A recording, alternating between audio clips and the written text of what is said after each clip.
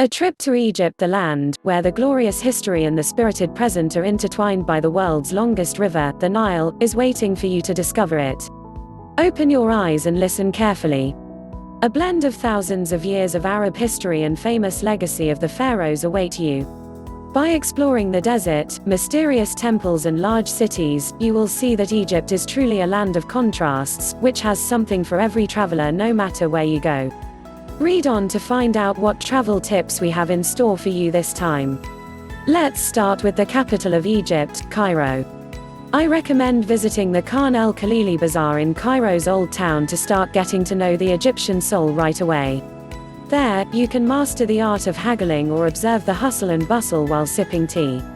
The center is ideal for exploring mosques from various periods that are still full of riches from bygone eras. The main attraction, the famous Pyramids of Giza, lies a little further away, guarded by the Sphinx holding its head up high. I suggest touring the pyramids at night and they'll tell you their story with the help of lights and sounds over some tasty traditional food that most certainly includes the delicious kanafa. If you're thinking about a day trip, it's best to go on a trip to Alexandria, one of the most legendary cities of the Old World. You'll start exploring Alexandria in the world's largest library that is home to 6 million books. You'll also visit the world's oldest church and a whole lot of traditional markets where people sell all kinds of things. The tour will even take you to the romantic Montazar Palace Gardens.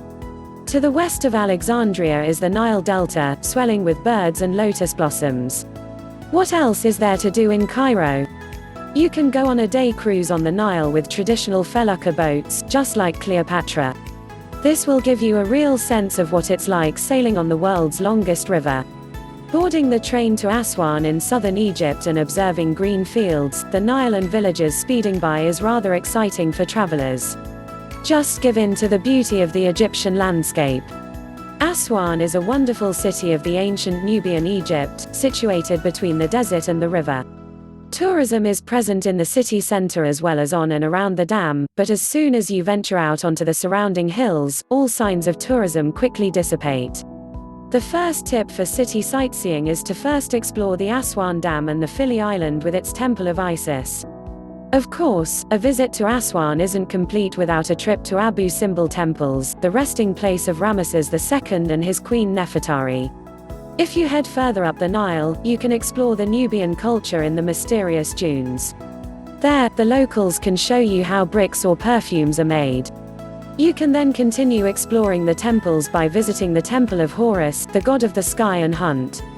It took more than 200 years for the temple to be built and it tells the story of light prevailing over darkness. The Karnak temple complex is even more majestic. And what's there to see in the temples? You can simply walk among the hundreds of years old buildings and feel the spirits of priests who once performed rituals there.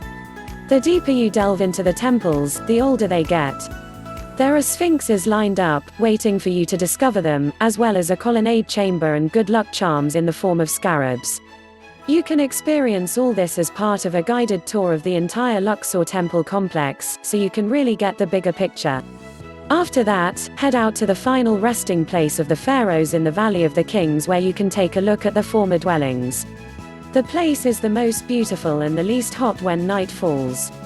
The tombs are quiet and bewitching and they tell a story of the pharaohs, of their life and their final journey.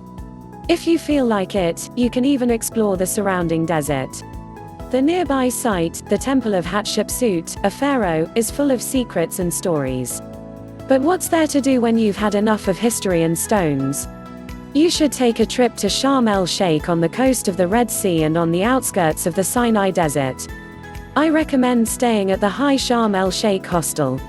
And the tips on what to do there are as follows. Tourism is well developed, which means you definitely have a chance to meet fellow travelers. But when you get tired of tourists, head out into the vast desert, which is always interesting for travelers. Our chosen trip includes camels and quad bikes. It starts in a Bedouin village in the evening and is then followed up by a ride through the desert where you get to explore the dunes at sunset. The Sinai Desert is roadless, peaceful and full of gorges with mysterious names. Travelers will also enjoy exploring the depths of the Red Sea, which is especially beautiful in the Ras Mohammed National Park. There's barbecue waiting for you on the boat when you're done exploring. So, get underwater and explore the vibrant underwater world of coral reefs and other marine inhabitants. The boat also includes snorkeling equipment. A perfect sunrise will be waiting for you on top of Mount Sinai, where Moses received the Ten Commandments. As an interesting fact, let me add that there are 750 steps leading up, and it takes you about 2 to 3 hours to get to the top. After heading back down, you should really visit St. Catherine's Monastery, a UNESCO World Heritage Site.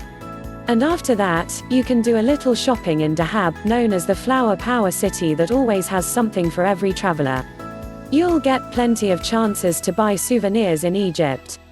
A trip throughout Egypt will take you across various deserts and fields irrigated by the Nile. And don't forget the diverse contemporary dance and song culture, as well as the countless craft goods. The country's mysteries and friendly people will definitely make sure this won't be your last visit.